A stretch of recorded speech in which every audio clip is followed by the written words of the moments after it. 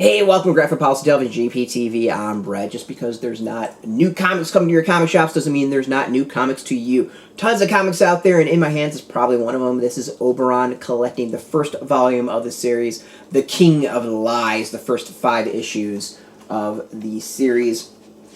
This is written by Ryan Parrott. Milos Slavkovic is the artist. Leonardo Paciarotti is the colorist. Charles Pritchett is the letterer. So it's an interesting series. Like, I'm not a big fantasy fan, so I think we'll start off with that. So this is about a young girl who is kidnapped and taken to fairyland by Oberon, who is the king, or deposed king, and of course wants his thrones. We're taken through a lot of tales, weaves of lives weaved,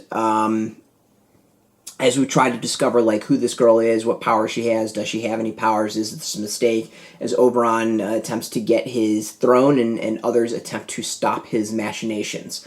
It's a very familiar story. There's a lot of stuff in here that I feel like we've seen before. I got a big Labyrinth vibe from it in many, many ways. There's even a maze that she has to go through, a labyrinth that she needs to get through at one point. A lot of the characters are familiar. You'll see things like Puck and blanking on some other characters' names, stuff from Shakespeare, like well-created, well-known characters that are through so many mythologies and stories, not just a Shakespeare thing. So it's kind of interesting and that's probably a level of the comic that I'm not familiar with enough. I don't know all the histories of the names. If a name's thrown out there, it doesn't immediately hit me as to who this is and why I should care about them. So I just really read it just kind of for the story itself. And it's decent. Like, again, I'm not a big fantasy fan, so it kept me entertained. As far as the art is good. There's a lot of, it's a really interesting design. It's not stereotypical fairies and fantasy. There are points where the art feels a little inconsistent, where the detail kind of drops off. But other than that, like, I actually think the design itself is interesting in that it's just different from everything else we've seen. So let me show off a little bit of that.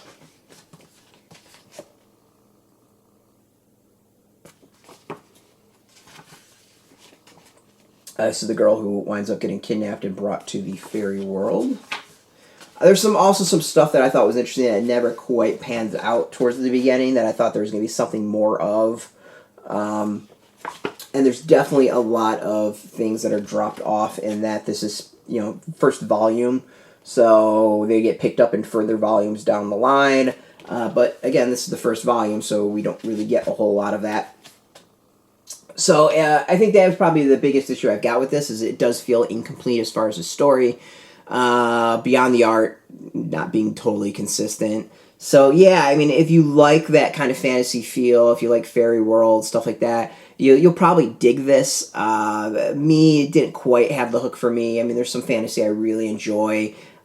This didn't put me over the top. Let's go with that. Like, it's not bad, and I'm sure there's a lot of people that will like this. But as someone who's not a fan of the genre, it didn't quite have the quality or the hook to get me interested.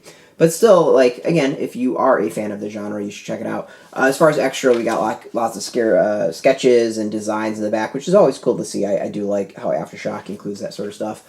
So you can go get this. This is in comic shops. This is in bookstores. Go support your comic shop. They need you right now. Many of them are doing mail order. Many of them are doing curbside pickup. Go hit your local comic shop up. If they don't have this, they can order it, and you can go support them. There's a link beneath this video. Put in your zip code to tell the shops near you. No shop, no problem. They are affiliate links as well. They support us, but really you should go support your comic shops. And speaking of support, I want to thank AfterShock for hooking us up with the review copy. We appreciate it, and thank you for watching. Now, if you're into comics, if you're into AfterShock, check us out every single day at graphicpolicy.com. We're on Twitter, Facebook, YouTube, Tumblr, all at Graphic Policy, keeping it nice and consistent. So until next time, keep reading those comics, and keep it geeky.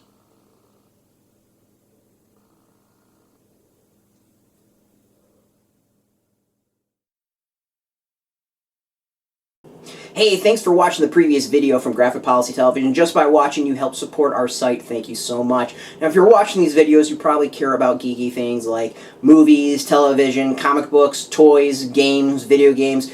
you name it. You can go and subscribe right now to our YouTube channel to stay in touch and catch all the new videos, or check out our website at graphicpolicy.com. There's a nice link on this end of the video. But as always, thank you for watching. Keep on rocking and keep it geeky.